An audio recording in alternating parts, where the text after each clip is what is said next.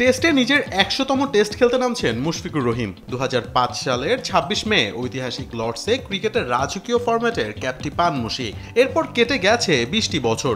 অনেক উত্থান পতনের এই যাত্রায় এবার মাইল ফলকের সামনে মুশফিকুর রহিম একমাত্র বাংলাদেশি প্লেয়ার হিসেবে খেলতে নামছেন ১০০তম টেস্ট। টেস্টের শুরুর দিকে অবশ্য খুব একটা ছন্দে ছিলেন না এই উইকেট কিপার ব্যাটার। টেস্ট অভিষেকের ৫ বছর পর ২০১০ সালে চিটাঙে ভারতের বিপক্ষে পান নিজের প্রথম সেঞ্চুরি। ১১২ বলে ১০১ রান করেন তিনি। এরপর অবশ্য বেড়েই চলেছে রান। এখন পর্যন্ত ৯৯টি টেস্ট ম্যাচে ১৮২ ইনিংসে ৬,৩৫১ রান করেছেন মিস্টার ডিপেন্ডেবল। ৩৮ গড়ে রান করেছেন প্রায় ৫০ স্ট্রাইক রেটে। একদম পারফেক্ট টেস্ট ব্যাটার যাকে বলে আর কি। ১২টি সেঞ্চুরির সাথে ২৭টি হাফ সেঞ্চুরি করেছেন তিনি।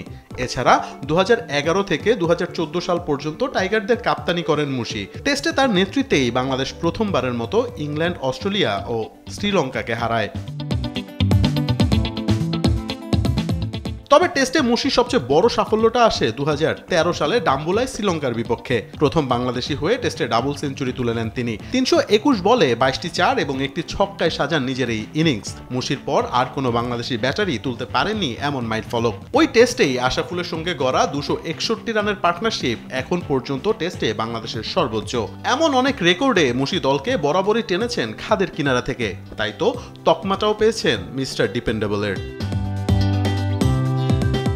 লর্ডস টু মিরপুর, মাঝে ১০০টি টেস্ট। কি এমন আয়োজন থাকবে মুশির জন্য?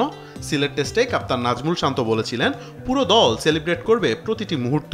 মুশি বাংলার টেস্টে যা দিয়েছেন তা কখনোই ভুলবার নয়।